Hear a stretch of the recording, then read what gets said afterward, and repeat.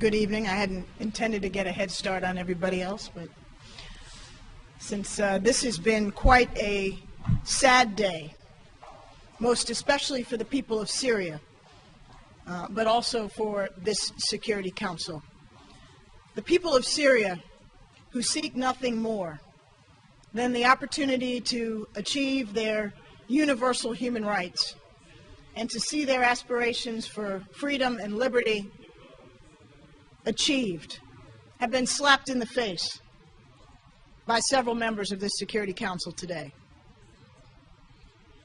And as I said in the chamber, I think the people of Syria and the people of the region have had today the opportunity to determine who among us stand with the people of the region in their quest for a better future, and who will go to whatever lengths are necessary to defend dictators who are on the warpath. I'm happy to take a few questions. Yes, Ambassador Rice, is this a failure of the European policy in the Security Council because they practically emptied the resolution from peace, or is this, have they been duped by Russia and China and the BRICS, or has this exposed China, Russia, and the rest of the BRIC country? I mean, you did say there was cheap ruse of a reaction, basically, by the Russians. What do you expect next? Can you explain these 3-4 elements of what I just asked you from your point of view as the U.S.?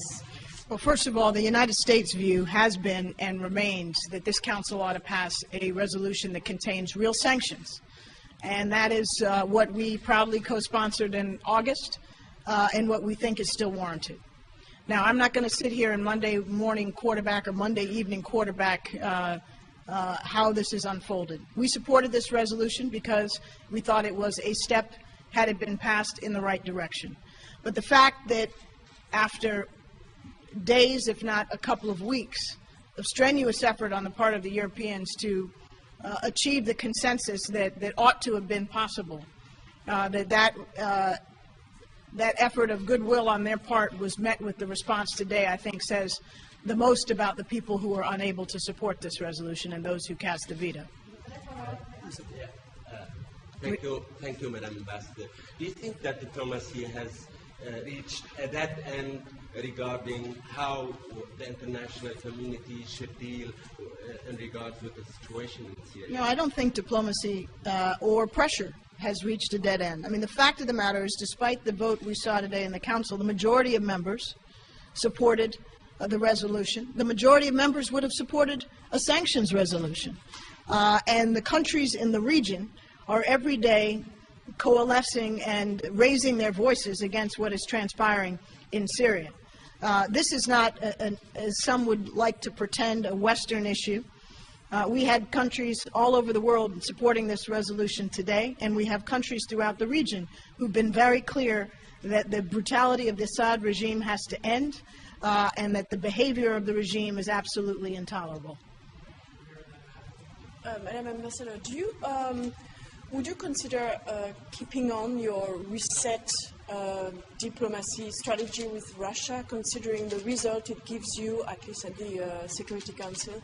Well, I'm not sure it gives us, but let us say, given the result, look, we have many, many issues on which we work very constructively with Russia.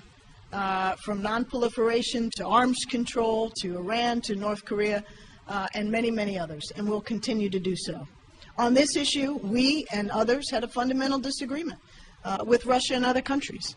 And we think history will bear out who was on the right side and who was on the wrong side. But they're a country able to make their sovereign choices, and we are able to make ours, and we can still work together and cooperate on a vast range of issues. Sure. Yeah, sure. Ambassador Rice, in the chamber, you said this is not about Libya, and it's about countries that want to sell weapons to Syria. And I guess what I wonder is the countries, say the IPSA countries like Brazil and others. Do you think that what happened on Libya, that a resolution was passed and then NATO bombed, and from the point of view of those countries, things went further than they authorized? Do you really think it had no impact on this, or do you think all those countries are selling weapons? I think this is an excuse. I think the vast majority of countries, even today on the Council, that were not able to vote in favor of this text, know that this was a resolution that in substance was unobjectionable. And their decisions to vote as they did may have had a lot less to do with the text than it did with some effort to maintain solidarity among a certain group of countries. So I think Libya has been beat to death, overused, and misused as an excuse for countries not to take up their responsibilities with respect to Syria. May I follow up? Just a quick follow-up, Ambassador, because a quick follow-up, because, you know, the language you used in describing the Russian behavior today, you know, cheap ruse, this is a strong language, but then you're saying here we're going to go on business as usual in I didn't say business as usual. I said we are two countries with different interests that disagree on this issue. Take it from here on in regards to Syria.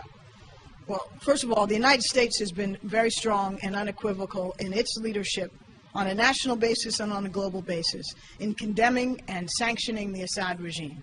And we're going to continue, as I said in the Council, to maintain our efforts and maintain pressure on the Assad regime. It is on the wrong side of history.